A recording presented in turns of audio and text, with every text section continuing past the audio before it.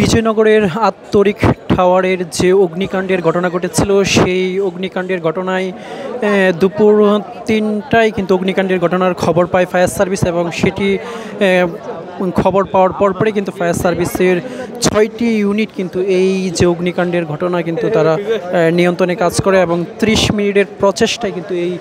আগুন কিন্তু নিয়ন্ত্রণে এসেছে। এবং এই যে অগ্নিকাণ্ডের ঘটনা এটি আসলে কী কারণে ঘটেছে সেটি প্রাথমিকভাবে জানা যায়নি, তবে ফায়ার সার্ভিসের যে ঊর্ধ্বতন কর্তৃপক্ষ রয়েছেন তারা যে বিষয়টি বলছেন যে এটি হয়তোবা বিদ্যুৎ অথবা কোনো ডেস্কটপ অন থাকার কারণে এমন অগ্নিকাণ্ডের ঘটনা ঘটতে পারে, এমনটি কিন্তু তারা জানিয়েছেন। এর পাশাপাশি তারা যে বিষয়টি বলছেন যেহেতু আজকে বন্ধের দিন ছিল সে কারণে কিন্তু আসলে এই অগ্নিকাণ্ডের ঘটনায় কেউ হতাহত হয়নি, এমনটি কিন্তু আমাদেরকে জানানো হয়েছে ফায়ার সার্ভিসের পক্ষ থেকে। এবং ফায়ার সার্ভিসের যে সকল সদস্যরা রয়েছিলেন তারা বলছিলেন যে আসলে এই অগ্নিকাণ্ডের ঘটনায় প্রথমে আসলে এই ভবনটির যিনি সিকিউরিটি রয়েছেন তিনি কিন্তু আসলে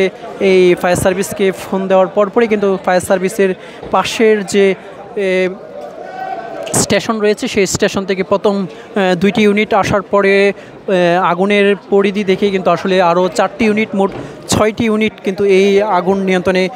কাজ করেন এবং 30 মিনিটের প্রচেষ্টায় কিন্তু আগুন নিয়ন্ত্রণে আসেন এবং এই অগ্নিকাণ্ডের ঘটনায় কেউ হতাহত হয়নি, এমনটি কিন্তু ফায়ার সার্ভিসের পক্ষ থেকে জানানো হয়েছে। তবে যে ভবনটিতে আগুন লেগেছে সেই ভবনের 9ম তলায় কিন্তু অগ্নিকাণ্ডের যে ঘটনাটি এটি আসলে এখানে একটি অফিস ছিল এমনটি কিন্তু তারা বলছেন ফায়ার সার্ভিসের সদস্যরা। এবং যেহেতু আজকে বন্ধের দিন সে কারণে আসলে এখানে অফিসে কেউ ছিল না এমনটি কিন্তু জানানো হয়েছে এবং এই ঘটনায় কিন্তু এখন পর্যন্ত কেউ হতাহত হয়নি এমনটি কিন্তু আমাদেরকে জানানো হয়েছে। আপনাদেরকে যদি একটু দেখাই যে এই যে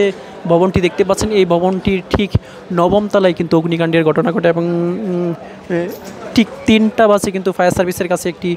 খবর আসে যে আসলে বহুতল ভবনে অগ্নিকাণ্ডের ঘটনা ঘটে এবং ফায়ার সার্ভিসের যে নিকটতম যে স্টেশন রয়েছে সেই স্টেশন থেকে প্রাথমিকভাবে 2টি ইউনিট এসে কাজ শুরু করলেও পরবর্তীতে আরও 4টি ইউনিট এসে যোগ দিয়ে এই আগুন নিয়ন্ত্রণে কাজ করেছেন এমনটি কিন্তু আমাদেরকে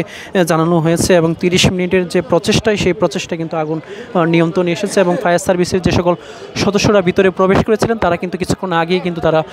নেমে এসেছেন। এবং আমরা যেটি দেখছি যে আসলে এইটি বিজয়নগরের যে